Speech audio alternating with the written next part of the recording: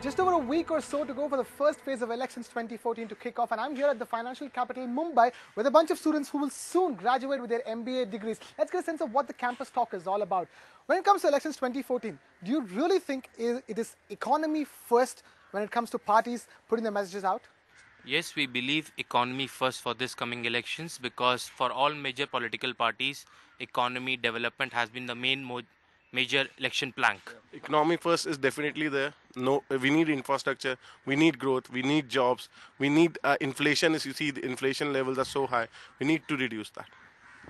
We need higher paying salaries and better jobs in the next year. Better bonuses.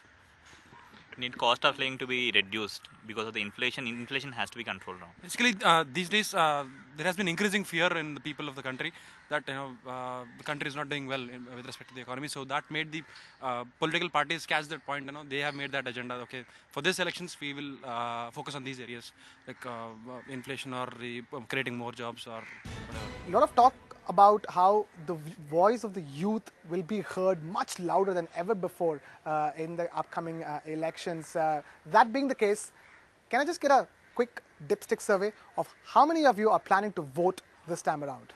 Me. All right, that is a almost 100% majority. That being the case, if all of you are indeed going to vote, what is the one thing that you will vote for? Transparency by the political parties. Women's security is a major concern. So someone who doesn't say about but also does something about it. Basically, we see it's happening. I think clear short-term and long-term growth policies, which they should clearly start from the very beginning. See the manifestos, everyone is saying, we have all the so-called, good promises, but nobody's talked about how they're actually going to do it. So a party which would actually lay out a plan that this is how we're going to do it. So the implementation, I would actually look for an implementation plan actually. A stable government with a leader who can execute the plans. I'm going to vote to that party which is going to provide more job opportunities to the youth. I don't want any religious and caste-based politics, which is the norm right now. So complete change from that. A party which can give basic necessities at affordable prices. A party which has a clear understanding of how bad it is, how bad the present situation is, and how good it can be. No moral policing and no reservation in private sector. No more graft scandals and no more quotas, please. With the rise of Kejriwal, is corruption as important a factor for voting when it comes to elections 2014, or is it a fad right now where people are only talking about it, but at the end of the day, every government which comes to power will have some level of corruption to it?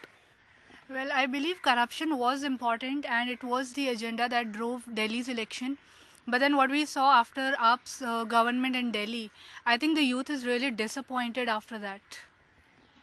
We can say that as per the past government, right to corruption had come up into the picture. So we need to check the corruption. We cannot say zero corruption, but we can have a minimal level of corruption. Corruption reason and raised because the economic growth is not there. If we have money to spend, then we won't be, you can say won't worry about spending the money on the corruption. So somewhere economy is more important than the corruption part. Well, corruption I guess is always there, but Mr. Arvind Kejriwal, I guess what he did is he brought it to the fore actually. So it certainly in this election will be an important matter, and I think that's the root cause of every issue for as such. Even if you see the economic growth aspect of it, it is coming down because of corruption in certain areas. So it is certainly coming to the forefront, and it will be a major criterion, I guess, in this election for voting. Do you think this time around the elections are driven by these personalities, or do you think there is more to it than that? I think election this time will be more to do with personalities because we have clear three different ideologies and three different leaders who are driving those ideologies. And I believe that Narendra Modi is a front runner and is the right leader for us to lead because he has a proven credential and he has got clear-cut messages to everybody on what are the expectations that he has from. The elections this time are driven by personalities, but the problem is anti-Congress vote will be split between NDA and Arvind Kejriwal, if at all. But then Kejriwal really doesn't want to participate, then there is a crisis situation. I look at it this way: if I'm in a car with a driver, I don't want a driver who has had a lot of accidents or Congress. I don't want a driver who has a learner's license or Arvind Kejriwal. I want a practitioner driver who has lots of experience and a good track record. I don't want someone who's not able to take part in interviews also. Who gets content when there's an interview? I think Narendra Modi focuses more on the rich class and the upper middle class, but if you go to Gujarat and talk to the poor people, they are not much happy about it. So I think he should start projecting himself much in a better way to the poor people also, because that would also count. Apart from Narendra Modi being the prime contender, there will be other players like the Biju Janata Dal, the AIDMK, and the Shiv Sena who will play a major role in the final government.